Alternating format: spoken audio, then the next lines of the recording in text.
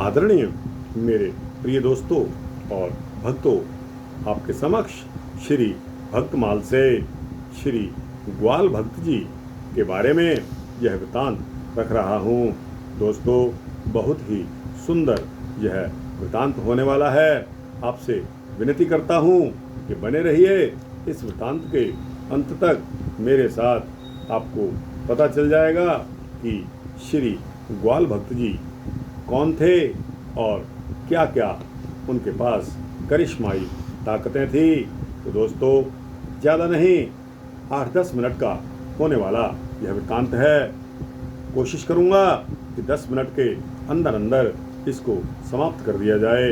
तो दोस्तों, उम्मीद करता हूँ कि आप बने रहेंगे इस वृत्तांत के अंत तक मेरे साथ। तो आइए इस वृत्तांत को शुरू करते हैं। दोस्तों, पुरानी बात है कि एक गांव में ग्वाल भक्त रहते थे, जिनकी संत सेवा में बहुत ही प्रीति रखते थे।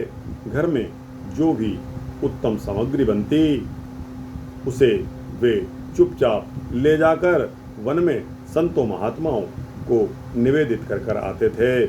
ग्वाल भक्त के पास बहुत सी भैंसें थी। दिन भर उनको चराते थे और उनका नित्य कार्य यही था, और उन्हीं से उनकी आजीविका का साधन, यानी कि उनकी आजीविका इसी साधन से चलती थी।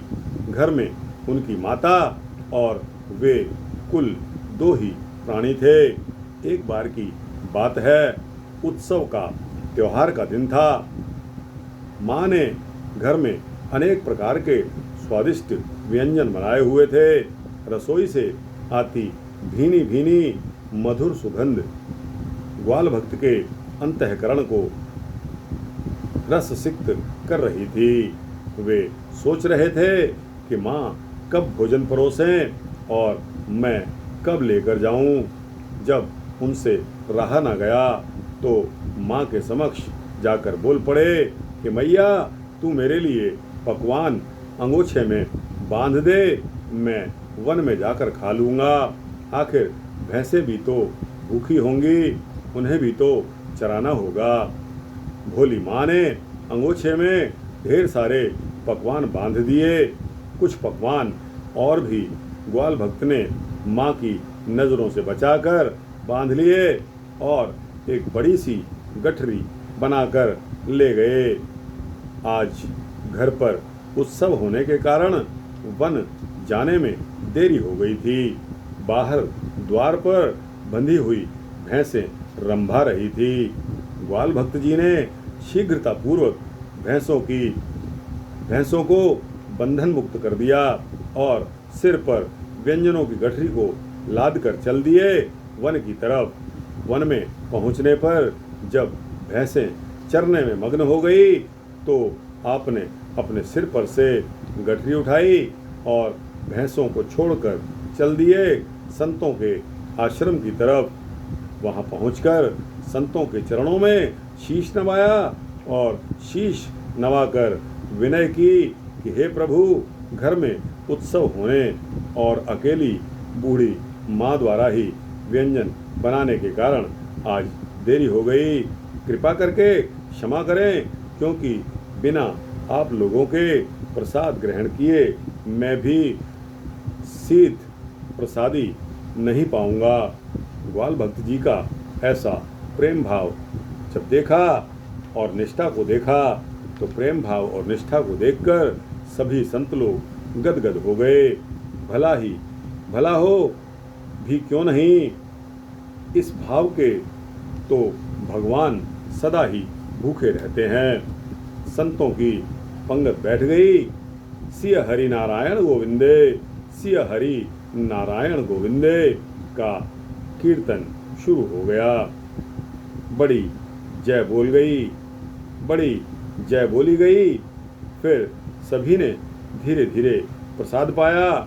जब सब संतों ने प्रसाद पा लिया तो श्री ग्वाल जी भक्त ने सब पात्र धोए और स्वयं भी शीत प्रसादी पाई और तब पुनः वहाँ आए जहाँ भैंसों के चरने के लिए वो भैंसों को छोड़ गए थे।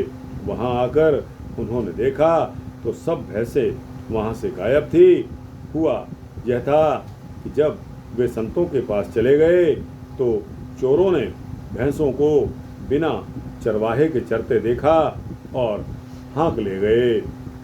ग्वाल भक्त जी को ना तो भैंसों की चोरी का दुख था और ना ही संत सेवा करने का कोई पछतावा। समस्या सिर्फ इतनी थी कि भैंसों के बारे में माँ को क्या कहूँगा, क्या बताऊँगा, परंतु उन्होंने उसका भी उपाय सोच लिया। रोजाना की तरह शाम को लौटकर आप घर आए तो माँ ने पूछा कि बेटा भैंसें कहाँ हैं। भक्त जी ने सोचा कि सच्ची बात बता दूंगा तो माँ को बहुत दुख होगा। जब जब माँ को भैंसों की याद आएगी तब तक वह मुझे डांटेगी और फटकारेगी, साथ ही संतों को भी चार खरी खोटी सुना देगी। इस तरह नित्य का कलेश हो जाएगा। अतः उन्होंने सच्ची बात को छिपा लिया और बोले कि माता, एक बेचारा गरीब ब्राह्मण भूखों मर रहा था, मैंने सब भैंसें उसको दे दी हैं। वह भैंसों को चराएगा और दूध से घी बनाकर इकट्ठा कर लेगा तथा छाछ मट्ठे से अपना काम चलाएगा। कुछ दिनों के बाद वह घी और भैंसों को वापस कर जाएगा। माँ की ब्राह्मणों के प्रति माँ की विशेष भक्ति थी, अतः माता जी ने कुछ नहीं कहा और बेटे के इस कार्य को उचित माना। धीरे धीरे समय बीतता चला गया। भैंसों की बात भी आई गई हो गई।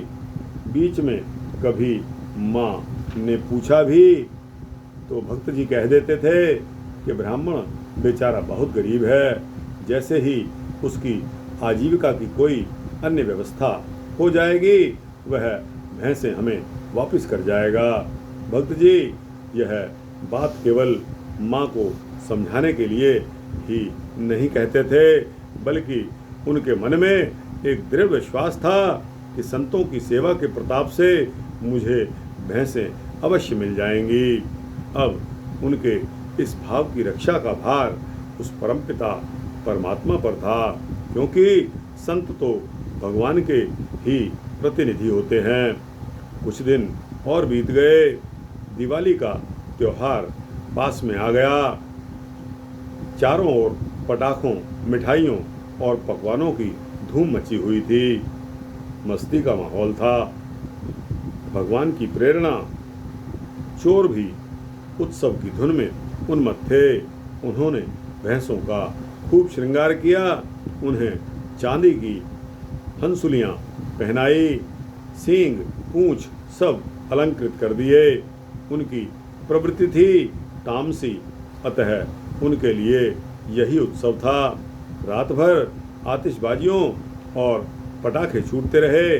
अचानक किसी बालक ने भैंसों के पास जाकर पटाखे की एक लड़ी को जला दिया और वे चारों ओर धाएं धाएं करके दगने लगे। भैंसों के लिए यह एकदम नई स्थिति थी। बस फिर क्या था, वे सब अपनी अपनी रस्सियों को तोड़कर खूंटों को उखाड़ कर भागी। भगत जी की भैंसों ने कुछ दूर जाने के बाद भगत जी के घर का रास्ता समझ लिया और उस रास्ते को पकड़ लिया और उन्हीं के पीछे चोरों की अन्य भैंसों ने भी अनुसरण कर लिया। सुबह होते होते सभी भैंसें आभूषणों से सजी धजी भगत जी के दरवाजे पर आकर उपस्थित हो गई और रम्भाने लगी। भक्त जी को माँ ने जब भैंसों के रम्भाने की आवाज़ सुनी तो भगत जी से कहा कि बेटा, ये तो अपनी भैंसों की ही आवाज़ है, जा कर देख। भगत जी ने जब बाहर आकर देखा तो ठगे से खड़े रह गए। उन्होंने माँ को आवाज़ दी कि माता जी देखो, अपनी भैंसें आ गई हैं। बेचारे ब्राह्मण ने भैंसों को द्योड़ा दूना करके भेजा है और घी बेचकर आभूषण इत्यादि बनवा दिए हैं। माँ ने देखा तो आश्चर्य करने लगी और कहने लगी कि बेटा, जिसके पास खाने का भी इंतजाम नहीं था उसने भला आभूषण कैसे बनवा दिए? घी बेचने से इतना पैसा क्या इकट्ठा हो सकता है? माँ की बात को सुनकर भगत जी ने सारी घटना माता जी को सुना दी। माँ ने खुश होकर कहा कि बेटा, यह सारा धन संतों की कृपा से ही मिला है। मुझे तो मेरी भैंसें मिल गई, यही बहुत है। तू इन आभूषणों को बेचकर प्राप्त धन से जाकर संत सेवा कर देना। इस प्रकार भगवान ने संतों की कृपा और सच्ची संत भक्ति का प्रभाव दर्शा दिया। दोस्तों, भगवान कुछ न कुछ बहाना अवश्य बनाते हैं ताकि अपने भक्त को वो किसी तरह से भी नुकसान में नहीं रहने देते। दोस्तों, भक्तमाल के टीकाकार श्री प्रियादास जी महाराज ने इस घटना का अपने कवित्व में इस प्रकार वर्णन किया है। भयो एक ग्वाल साधु सेवा 100 रसाल करे, पर जोई हाथ लेके संतन खबा वहीं। भयो एक ग्वाल साधु सेवा 100 रसाल करे, पर जोई हाथ लेके संतन खबा वहीं। पायो पकवान वन मध्य गयो ख्वाए बेकू, आए बे की ढील चोर भैंस सो चुरा वहीं। पायो पकवान वन मध्य गयो ख्वाए बेकू, आए बे की ढील चोर भैंस सो चुरा वहीं। जान के छिपाई बात माता सो बनाए कहे, दई विप्र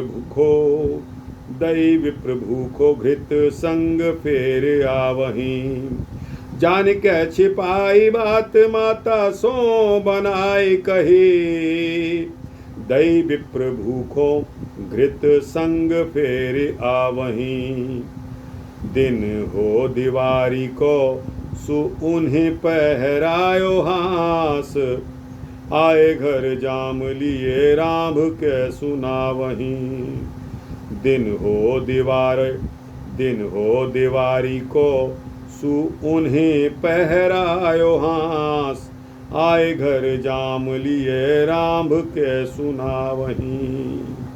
दोस्तों, रंभाती हुई भैंसें भगत जी के द्वार पर आ गई। भगत जी के माता जी की खुशी का ठिकाना नहीं रहा। तो दोस्तों, यह वृतांत श्री भक्तमाल से पन्ना नंबर 437 से लिया गया है। दोस्तों, 439 से लिया गया है। आपको अच्छा लगा होगा। दोस्तों, उम्मीद करता हूँ कि आप इस वृतांत से सहमत होंगे कि भगवान किस हद तक जाकर अपने भक्तों की रक्षा करता है। तो दोस्तों, यह वृतांत आपको कैसा लगा? अच्छा लगा हो तो इसको लाइक और शेयर करके अपने दोस्तों, भक्तों, मित्रों, जिज्ञासुओं तक पहुँचाना। कमेंट सेक्शन में जाकर अपनी राय जरूर देना। इस चैनल को सब्सक्राइब कर देंगे तो आपको इसी तरह के सूक्ष्म भक्ति वृतांत मिलते रहेंगे। जय श्री राधे, जय श्री कृष्णा, जय श्री राधे कृष्णा।